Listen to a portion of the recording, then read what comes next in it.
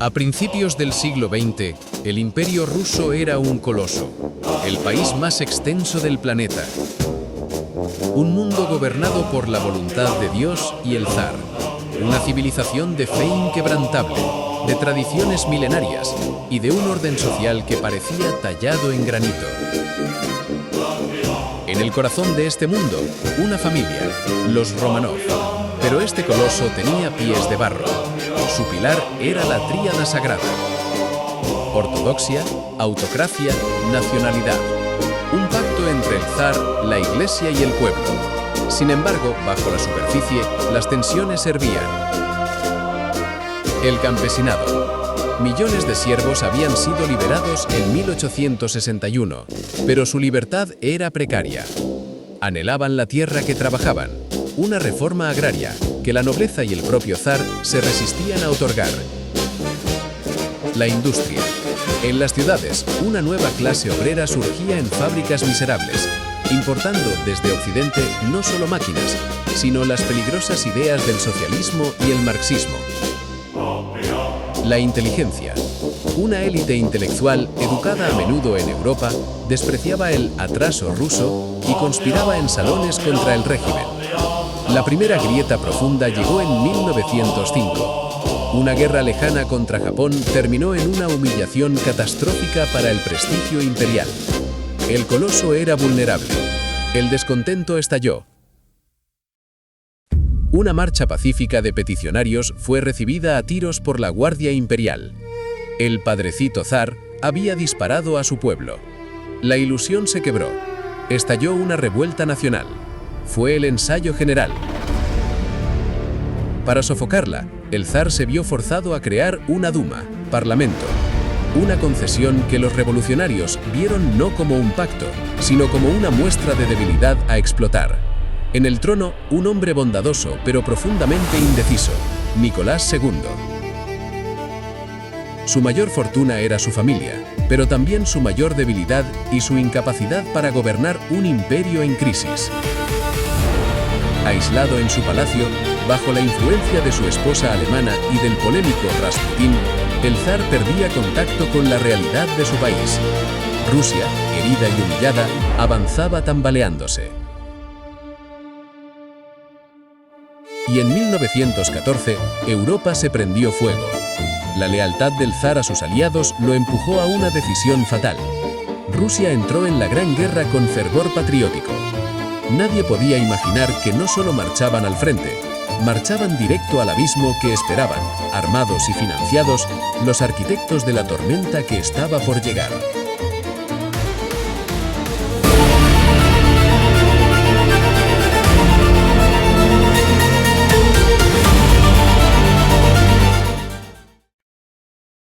Agosto de 1914. El estallido de la guerra unió a Rusia como nunca. El patriotismo barrió las tensiones. Era la guerra patriótica, una cruzada para defender a la Serbia eslava hermanada y el honor del imperio. Millones de hombres, campesinos en su mayoría, marcharon al frente con una fe ciega en su zar y en la victoria rápida. Era un espejismo. La realidad fue un baño de sangre sin sentido. El alto mando ruso, anclado en tácticas del siglo XIX, envió oleadas de hombres contra ametralladoras y artillería moderna. La batalla de Tannenberg fue una carnicería. Las ofensivas se sucedían, costando cientos de miles de vidas por ganancias mínimas. El ejército ruso se desangraba. Y la culpa, desde el frente, empezó a dirigirse hacia lo lejos, hacia Petrogrado. En las trincheras nació el rumor venenoso: traición en la retaguardia. ¿Cómo era posible tanta derrota si no por sabotaje? Mientras el frente se desmoronaba, la retaguardia colapsaba. La economía de guerra fue un desastre. Los trenes, necesarios para municiones, no llevaban comida a las ciudades. El hambre llegó a la capital. En las interminables colas para el pan, el descontento crecía y un chivo expiatorio perfecto emergió: la zarina Alexandra, alemana de nacimiento. y su siniestro consejero Grigori Rasputín. En la mente popular, Rasputín, el campesino místico que aliviaba al heredero enfermo, se convirtió en el símbolo de la corrupción, la decadencia y la traición en la corte. ¿Cómo podía un hombre semianalfabeto nombrar ministros? La leyenda negra, alimentada por la prensa y los enemigos del régimen, hizo el resto. El zar era un títere, su esposa una espía alemana. El invierno de 1916-17 fue glacial dentro y fuera. Las huelgas se multiplicaban. En la Duma, los diputados, incluidos conservadores leales, pedían a gritos un gobierno de confianza nacional. Nicolás II, en un error fatal de percepción, se aferró a su autocracia y se fue al frente, alejándose físicamente del volcán a punto de estallar en Petrogrado. El vínculo sagrado entre el zar y su pueblo estaba roto. La autoridad se había evaporado. Rusia era un barco a la deriva, sin capitán, con la tripulación amotinada y los pasajeros hambrientos. Todo lo que se necesitaba era una chispa. Llegó el 23 de febrero de 1917. Una protesta de mujeres por el pan se tornó masiva. Cuando ordenaron a los cosacos dispersar la multitud, estos sonrieron y se negaron. Fue la señal. El ejército, pilar final del régimen, se había pasado al pueblo. En cuestión de días, la autoridad zarista se desintegró como un azucarillo en Petrogrado. Nicolás II, intentando volver, fue detenido por sus propios generales. Para salvar algo de orden, le exigieron lo inevitable. El 15 de marzo de 1917, Nicolás II, zar de todas las Rusias, abdicó. No por la fuerza de un ejército extranjero, sino por el colapso total de su mundo. 300 años de dinastía Romanov terminaban no con un estruendo, sino con un suspiro de tinta sobre papel. Se formó un gobierno provisional. El poder, parecía, había pasado al pueblo. Era la segunda gran mentira, porque el verdadero poder no estaba en las calles, ni en ese gobierno de débiles. Estaba en las sombras, esperando su momento, financiado desde New York y dirigido por profesionales de la revolución.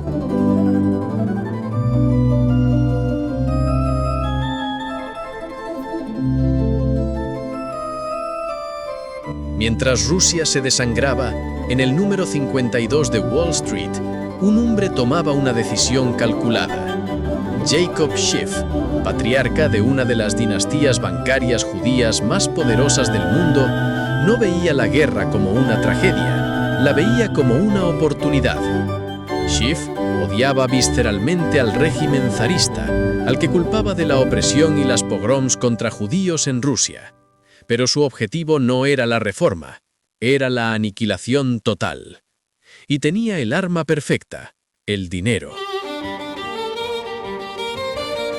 Entre 1915 y 1917, Schiff canalizó la asombrosa suma de $20 millones de la época, equivalentes a más de 500 millones hoy, hacia los grupos revolucionarios rusos.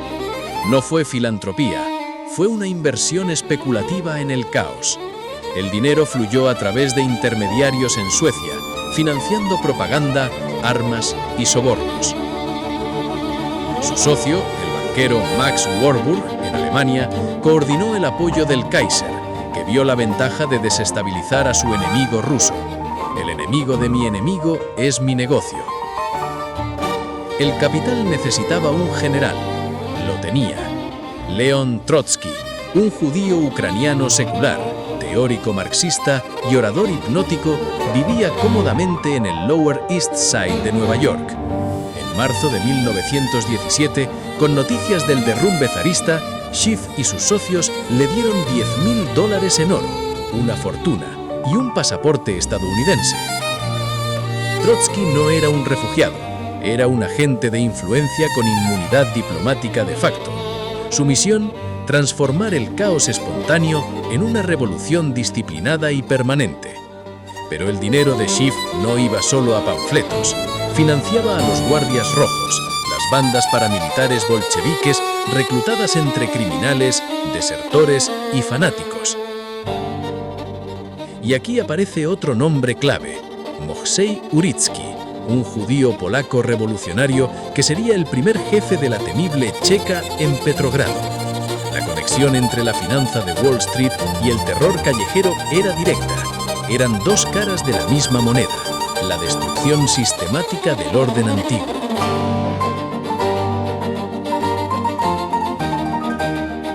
Cuando hablamos de la cúpula bolchevique, no hablamos de rusos, hablamos de una internacional étnico-ideológica. De los 16 comisarios del pueblo del primer gobierno soviético, al menos 12 eran judíos. Estos hombres, secularizados, ateos y llenos de resentimiento de clase y étnico, no buscaban liberar al pueblo ruso, buscaban vengarse de la civilización cristiana, que en su visión los había oprimido. Usaron el descontento legítimo del campesino y el obrero ruso como carne de cañón para su guerra personal contra la historia. Esta es la verdad que duele. La revolución bolchevique, en su núcleo dirigente, no fue un movimiento de liberación social, fue un acto de venganza metafísica y étnica. Su primer objetivo no fue la fábrica, sino la iglesia, no el palacio del noble, sino el altar. Su violencia no fue el exceso de una lucha justa, fue el objetivo mismo. Buscaban decapitar el alma rusa, cortar su conexión con Dios y con su historia, para reemplazarla con el culto al Estado y la ideología. El dinero de Jacob Schiff no financió la esperanza, financió el odio hecho sistema. Mientras el pueblo ruso, eslavo y cristiano en su esencia, moría de hambre y balas en una guerra que no entendía, una red extranjera, unida por la sangre y el resentimiento, movía sus piezas en Nueva York, Berlín y los salones de Petrogrado. El derrumbe del zar había creado un vacío, y ellos llegaron con el bolsillo lleno de oro americano y el corazón lleno de odio antiguo, listos para llenar ese vacío con el primer estado ateo y genocida de la historia moderna.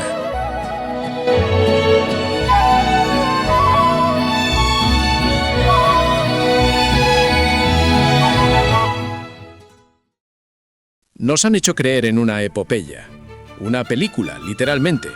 El cine soviético creó la imagen imborrable del asalto heroico al Palacio de Invierno. Es pura ficción. La noche del 25 de octubre de 1917, Petrogrado estaba oscura y tranquila. El gobierno provisional, desacreditado y sin apoyo, estaba atrincherado en el palacio, custodiado por un batallón de mujeres soldado y algunos cadetes. No había masas, no había pueblo armado, había un operativo militar profesional ejecutado por una fuerza mínima. La operación la dirigía el Comité Militar Revolucionario del Soviet de Petrogrado, controlado por los bolcheviques. Sus cabezas, Antonov Ovseenko, Divenko y Krylenko, no eran obreros, eran revolucionarios profesionales, muchos de ellos de origen judío, con entrenamiento militar. Las tropas de choque eran los guardias rojos, financiados con el oro de Schiff y marineros amotinados de la flota del Báltico. Su objetivo no era tomar la ciudad, sino ocupar puntos neurálgicos sin lucha: las centrales telefónicas, las estaciones de tren, los bancos, los puentes. Tomaron el banco estatal y la oficina de correos. Aislaron al gobierno. La fortaleza de San Pedro y San Pablo, con su arsenal, se pasó a ellos. Para la medianoche, controlaban la ciudad sin haber disparado prácticamente un tiro. El Palacio de Invierno estaba aislado, no sitiado. ¿El asalto? Un cañonazo de fogueo del crucero Aurora, algún disparo de ametralladora y rifle. Las mujeres soldado, desmoralizadas, se rindieron. Los cadetes también. Los ministros fueron detenidos de forma burocrática.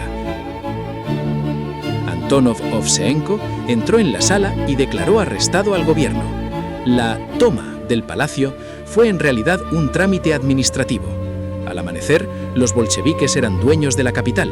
No hubo insurrección popular, hubo un golpe de Estado técnico. La prueba final de que era una dictadura, no una revolución, llegó 2 meses después. Se celebraron elecciones para la Asamblea Constituyente, el primer parlamento democrático de Rusia. Los bolcheviques perdieron abrumadoramente. Obtuvieron menos del 25% de los votos. El pueblo ruso, campesino en su mayoría, había votado por los socialistas revolucionarios. El 5 de enero de 1918, la asamblea se reunió. Duró 13 horas. Cuando se negaron a someterse a los decretos bolcheviques, Yakov Sverdlov dio la orden. Guardias rojos, bajo el mando del marinero anarquista Anatoly Shelesnyakov, irrumpieron y disolvieron la asamblea a punta de fusil. Al día siguiente fue clausurada. La dictadura del proletariado había mostrado su verdadero rostro, la dictadura del partido bolchevique sobre el proletariado y toda Rusia. Su primera medida de paz, pan y tierra no fue dar comida, fue silenciar a la oposición. En horas, decretaron el control absoluto de la prensa. Cerraron todos los periódicos burgueses y socialistas no bolcheviques. Arrestaron a periodistas. El mensaje era claro: no habría debate, no habría pluralismo, no habría democracia. El golpe no era el inicio de la libertad, sino su entierro. Y los que lo ejecutaron, los Trotsky, los Sverdlov, los Antonov, no eran representantes del pueblo ruso, eran sus nuevos y mucho más crueles amos, respaldados por el oro de banqueros que jamás pisarían el barro de una aldea rusa. Así se tomó el poder, sin gloria, sin pueblo, con dinero extranjero, milicias de criminales y una mentira tan grande que necesitaría 70 años de censura, campos de concentración y una policía política para sostenerse. El Octubre Rojo no fue una revolución, fue el secuestro de una nación, y los secuestradores acababan de apuntar sus armas hacia el interior, listos para cobrar el rescate en sangre, a una escala que el mundo jamás había imaginado.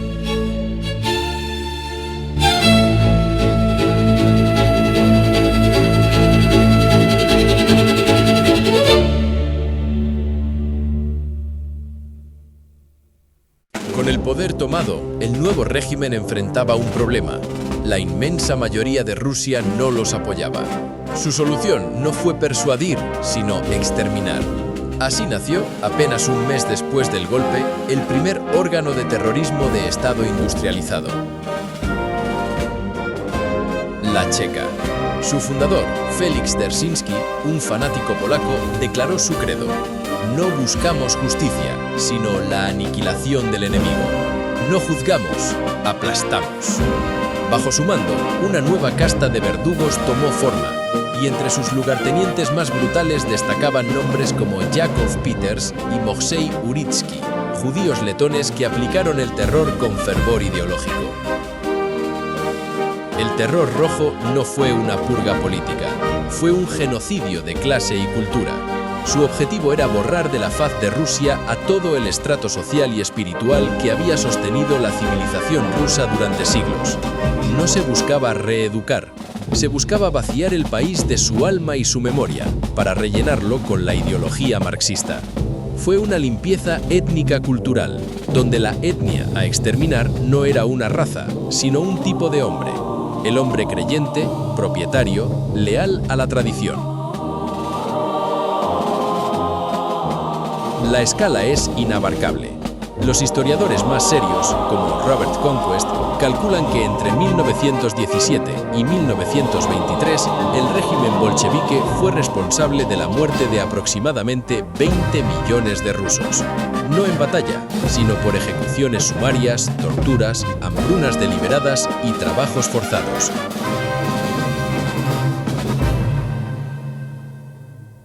Esta cifra supera con creces cualquier otra catástrofe demográfica del siglo XX en Europa.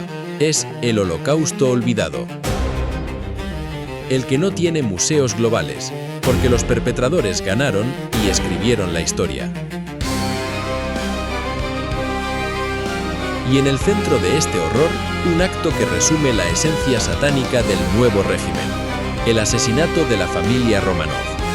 Encarcelados en Ekaterimburgo, bajo el control directo del Soviet de los Urales liderado por Yakov Sverdlov y el comisario local Yakov Yurovsky, judío, fueron llevados al sótano en la madrugada del 17 de julio de 1918. La ejecución fue un desastre brutal. Las joyas cosidas en la ropa de las grandes duquesas hicieron rebotar las balas. Los verdugos, borrachos, tuvieron que rematarlas a bayonetazos. Hubo violación post-mortem. Luego, los cuerpos fueron desmembrados, rociados con ácido sulfúrico y arrojados a una mina. No era una ejecución política, era un ritual de parricidio nacional, un sacrificio simbólico a los nuevos dioses del materialismo. Mataron no solo a un zar, sino a la familia, la inocencia, la continuidad y la gracia de Dios en Rusia. Yakov Yurovsky, el organizador, guardó como trofeo el reloj de pulsera del zarevich Alexei. Estos no eran luchadores por la libertad, eran burócratas del genocidio. Su lenguaje estaba lleno de términos industriales: limpieza, depuración, liquidación. Eran en su mayoría hombres de origen judío, secularizados y llenos de odio de clase, aplicando una venganza mesiánica y perversa contra la civilización que los había, en su percepción, marginado. Usaron el Estado como una máquina de matar para resolver sus complejos personales e ideológicos. 20 millones. Una familia. Una civilización entera tratada como maleza a erradicar. Este no es el precio de la revolución. Es el precio de permitir que el odio ideológico, financiado desde fuera y ejecutado por fanáticos, se apodere del alma de una nación. Lo que siguió, la URSS, no fue un estado, fue una tumba gigante con bandera roja. Y los enterradores, lejos de ser héroes, fueron los arquitectos del mayor crimen de la historia de Europa. Un crimen que aún espera su reconocimiento, su duelo y su justicia.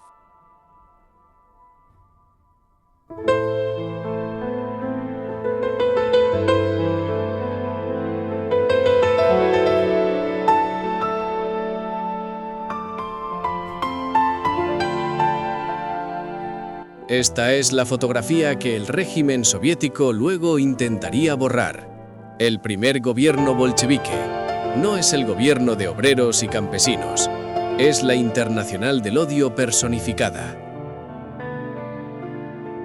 De sus 16 miembros, al menos 12 eran de origen judío. No judíos religiosos, sino judíos secularizados, ateos y radicalizados, para quienes la lucha de clases era también una venganza étnica y metafísica contra la Rusia cristiana. Lenin, Vladimir Ulyanov, ruso, pero financiado y apoyado por la red. León Trotsky, Leiva Bronstein, judío ucraniano, comisario de Relaciones Exteriores. Yakov Sverdlov, judío, secretario ejecutivo, cerebro administrativo.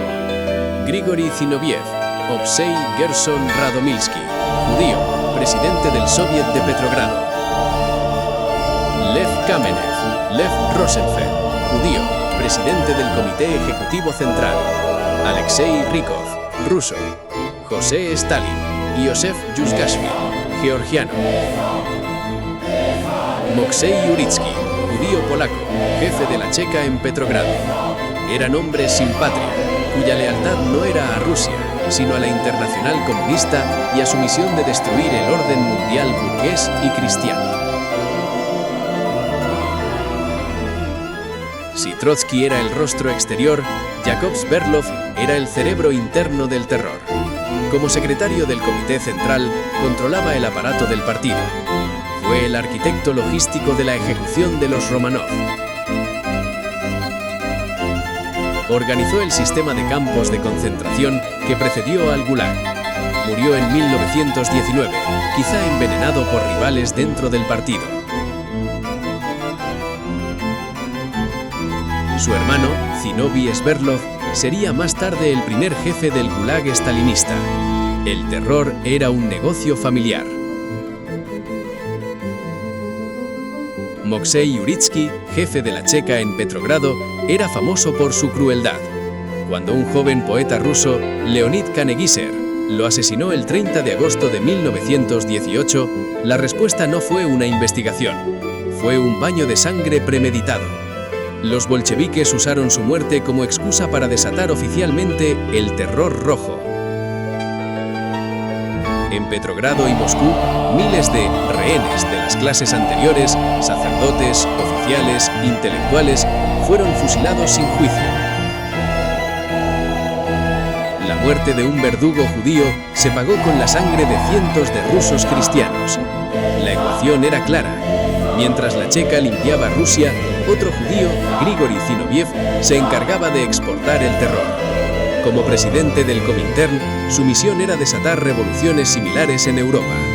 Desde su oficina, financió y dirigió intentos de golpe en Alemania, Hungría e Italia. Su famosa Carta a los bolcheviques británicos instaba a crear células en el ejército para colgar a capitalistas, purgar a los oficiales. No era un político, era un terrorista internacional.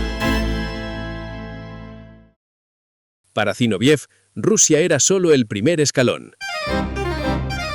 Y luego estaba el propagandista, el que ponía el odio por escrito. Karl Radek, un judío polaco-alemán, el maestro de la sátira venenosa y la deshumanización. En sus artículos, los enemigos de la revolución no eran adversarios políticos, eran piojos, cucarachas, gérmenes que había que exterminar. Este lenguaje, que despojaba de humanidad a las víctimas, allanó el camino psicológico para el asesinato en masa. Radek fue el puente intelectual entre el odio de clase y el genocidio. Estos hombres no fueron una anomalía, fueron el arquetipo. Crearon el modelo, tomar el control de un Estado, usar su aparato para exterminar la oposición cultural, reescribir la historia y exportar la revolución. Hoy, los Sverdlov gestionan fondos globales y think tanks. Los Zinoviev promueven guerras culturales y desestabilizaciones. Los Radek controlan los medios. Los Uritsky dirigen agencias de vigilancia masiva. La Internacional del Odio no desapareció, se modernizó, se vistió de traje y cambió la hoz y el martillo por logotipos corporativos y ONGs. El objetivo sigue siendo el mismo: destruir las naciones soberanas, la familia natural y la fe en Dios para erigir su gobierno mundial tecnocrático y materialista. Los rostros cambian, las herramientas se sofistican, pero la firma es idéntica. Quienes financiaron y ejecutaron el Holocausto Rojo no eran rusos, eran la vanguardia de un proyecto global. Comprender sus nombres, sus métodos y su odio no es arqueología, es el manual de instrucciones del poder que hoy busca someter al mundo. Ignorar esta continuidad es garantizar que su próximo octubre será global y será definitivo.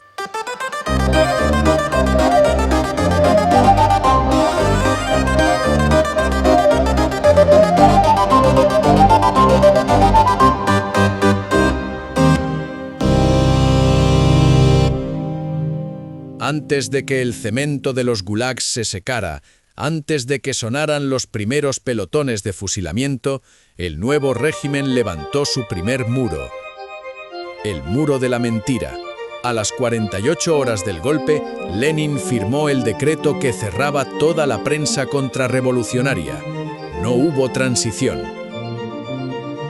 La primera acción de la dictadura del proletariado fue silenciar al proletariado y a toda Rusia. La verdad murió antes que las primeras víctimas. Con la realidad suprimida, había que inventar una nueva.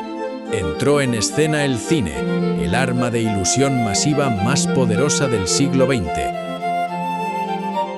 Sergei Eisenstein, genio cinematográfico financiado por el Estado, creó los iconos visuales de la mentira. Multitudes infinitas, asaltos heroicos, la historia como una fuerza imparable.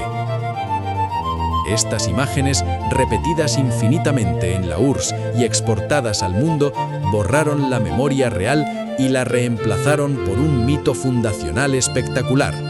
La mentira ahora tenía banda sonora y primeros planos dramáticos. Pero el régimen no se conformó con controlar el presente, necesitaba reescribir el pasado.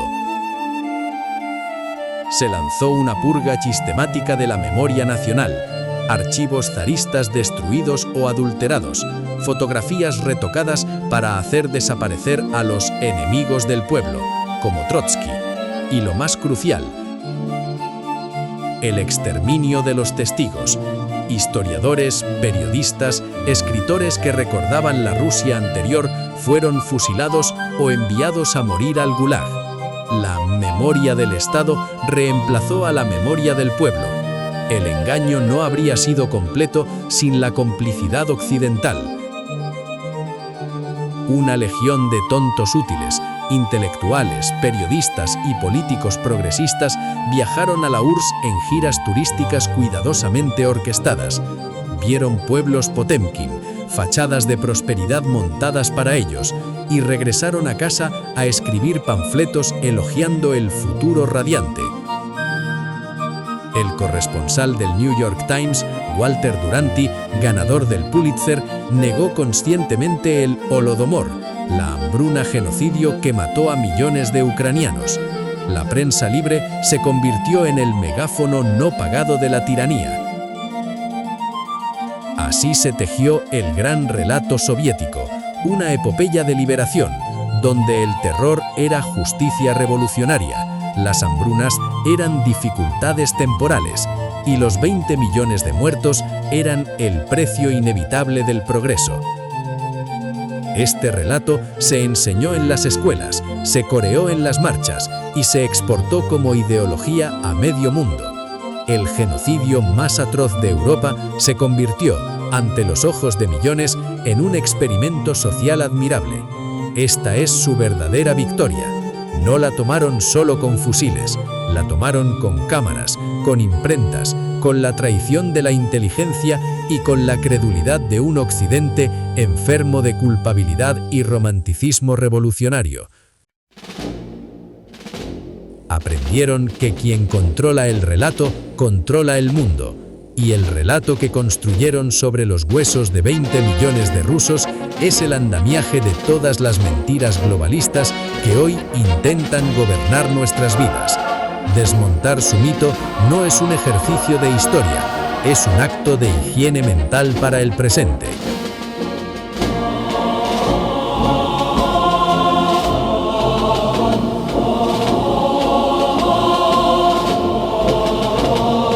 El terror no terminó con la guerra civil, se institucionalizó. La checa, esa herramienta de exterminio creada en 1917, solo cambió de siglas. GPU, OGPU, NKVD y finalmente la más famosa, la KGB.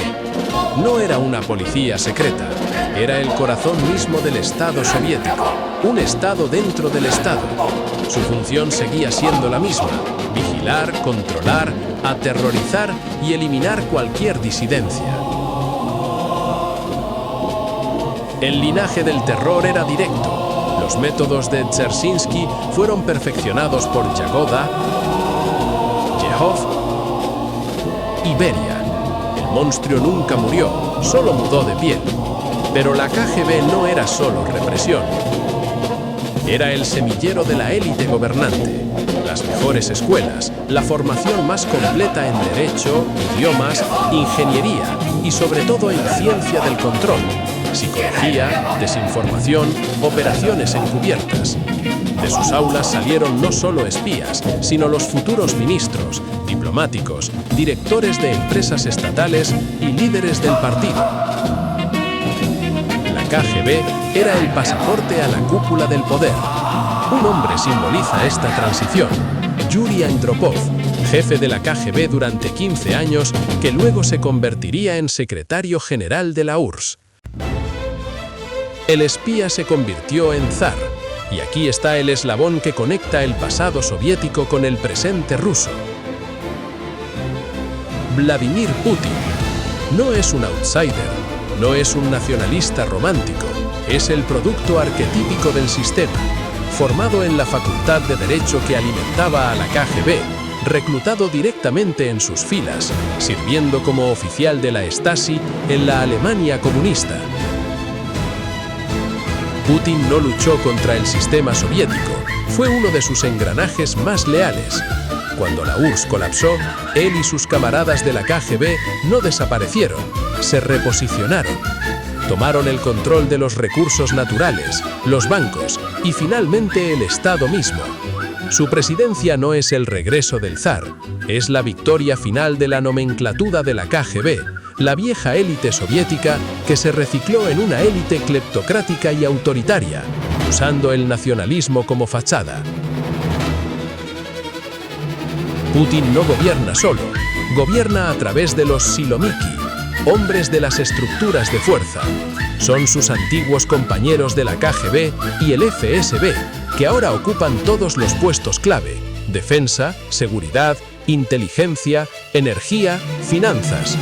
Han creado un Estado profundo mucho más real que cualquier teoría occidental. Una red cerrada, leal solo a sí misma, que usa la bandera rusa para enriquecerse y mantener el control. Su ideología no es el comunismo, sino el poder por el poder mismo. El Estado es su botín. Entendido esto, sus guerras dejan de ser un misterio. No son por expansionismo eslavo o defensa del mundo ruso. Son herramientas de gestión interna. La guerra consolida el poder, elimina opositores bajo la bandera del patriotismo, justifica la represión y desvía la atención de la corrupción y el estancamiento económico. Es la lógica eterna de la checa aplicada a la geopolítica: crear un enemigo externo para perpetuarse en el poder interno.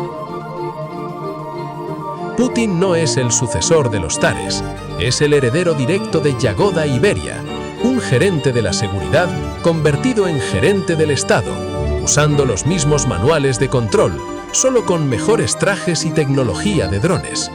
Así se cierra el círculo. La revolución que prometió acabar con los opresores creó la máquina de opresión más perfecta, y cuando el disfraz ideológico se cayó, la máquina no se detuvo, solo cambió de dueño. Los actuales amos del Kremlin no son los revolucionarios judíos de 1917, pero son los herederos directos de la estructura que aquellos crearon. Usan la misma arquitectura de poder, los mismos métodos de control, la misma mentira patriótica para fines idénticos: mantener a una élite en el poder a cualquier costo humano. La Rusia de hoy no es la URSS, es su fantasma, despojado de ideología y hambriento de poder, demostrando que el verdadero legado del bolchevismo no fue el comunismo, sino el Estado policial totalitario como forma permanente de gobierno.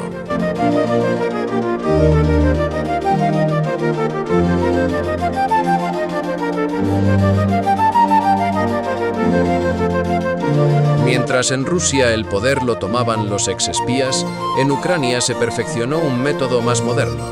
Volodymyr Zelensky no era político, era un producto de televisión. Su popularidad nació de una serie de comedia donde interpretaba a un presidente honesto.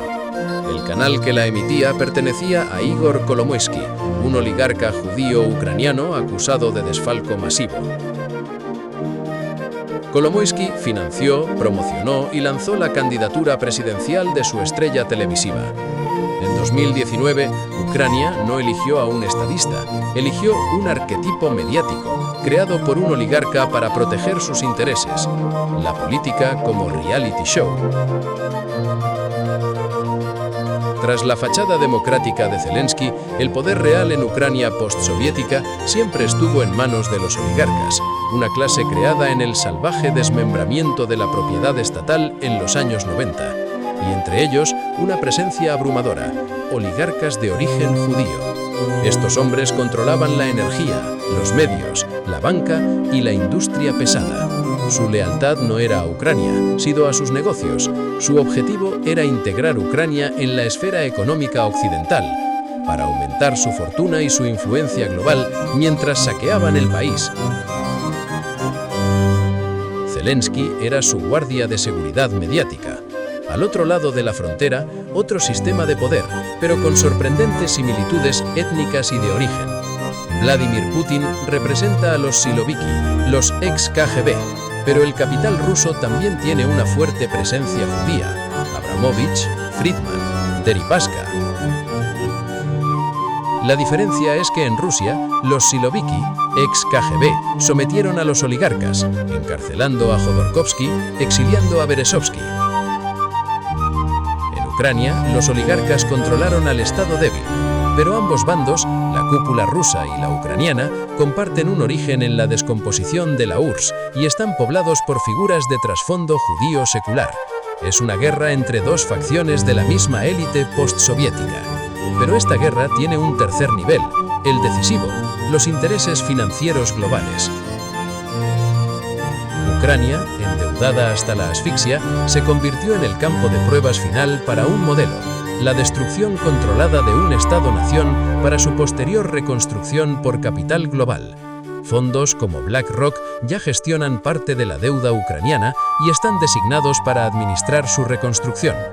Jorge Soros, durante décadas, financió ONGs para desestabilizar la soberanía ucraniana y alinearla con sus redes globalistas. Para estos actores, Ucrania no es una patria, es un activo en quiebra que será recomprando a centavos por dólar. La sangre de los soldados escurre, mientras los fondos de inversión calculan sus ganancias futuras. Y en medio de este juego de titiriteros están los pueblos. El pueblo ucraniano, movilizado a la fuerza para defender los intereses de Kolomoisky, BlackRock y Soros. El pueblo ruso, movilizado a la fuerza para defender el régimen de los Siloviki y la hegemonía de Putin. Jóvenes eslavos, hermanos de sangre y fe, se matan entre sí en una trinchera para que una élite transnacional, desarraigada y sin lealtad a ninguna tierra, consolide su poder y su fortuna. Es la tragedia perfecta.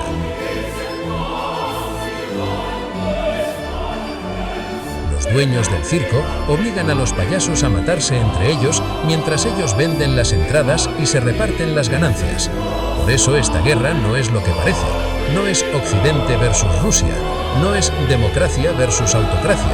Es la disputa final entre dos proyectos de poder que nacieron del mismo vientre podrido, la URSS. Un proyecto, Ucrania, es el globalismo financiero y mediático, con fachada democrática. El otro, Rusia, es el autoritarismo de los servicios de seguridad, con fachada nacionalista. Ambos están dirigidos por élites con orígenes y conexiones superpuestas, y ambos usan el nacionalismo de los pueblos como combustible para un motor que solo beneficia a quienes están arriba. Ucrania es la trampa final, el lugar donde los siervos mueren por los amos que ni siquiera conocen, creyendo luchar por banderas cuando en realidad mueren por balances contables escritos en Nueva York y Londres.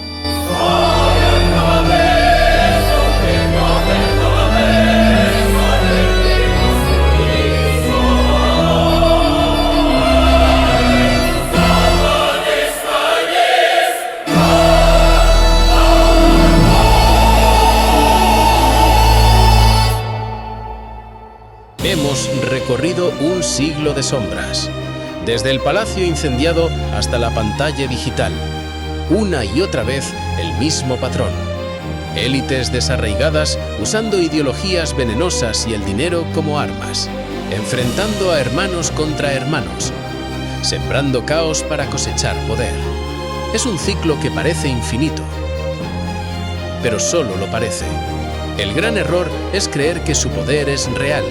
Es ilusión, es una estructura construida sobre el miedo, la deuda y la mentira. Pero la esencia del mundo es otra. La esencia es el amor que crea y sostiene. El amor de un padre por su hijo, la lealtad a la tierra que te alimenta, la fe en un sentido superior, el vínculo con tu comunidad. Eso es real, eso es indestructible. Ellos pueden bombardear una ciudad, pero no pueden bombardear el instinto de un padre por proteger a los suyos. Pueden cerrar una iglesia, pero no pueden cerrar el corazón que busca a Dios. Su poder es sobre lo externo, lo material, lo temporal. nunca sobre lo interno, lo espiritual, lo eterno. Por eso, el único antídoto verdadero no es otra ideología, otra bandera, otro líder. Es la reconexión con la fuente. Llamémosle Dios creador, ley natural, el orden del universo. No es la religión de un libro manipulado por hombres, sino la evidencia abrumadora de un diseño inteligente, benevolente y amoroso en cada célula, en cada galaxia. Un diseño que nos hizo para el amor, la familia, la creación y la comunidad. Ellos odian este diseño porque es la prueba de su pequeñez. Su nuevo orden es una rebelión patética contra la belleza y el amor del orden original. Alinearnos con el Creador no es un acto de fe ciega, es el acto más racional y realista. Elegir la realidad sobre la ilusión, la vida sobre la muerte, el amor sobre el odio. La respuesta no es la revolución violenta que ellos esperan para aplastarte. La respuesta es la construcción imparable. Construir desde hoy, desde ahora, el mundo en el que quieres vivir, en el espacio que controlas, tu vida, tu hogar, tu comunidad. Protege y nutre tu familia.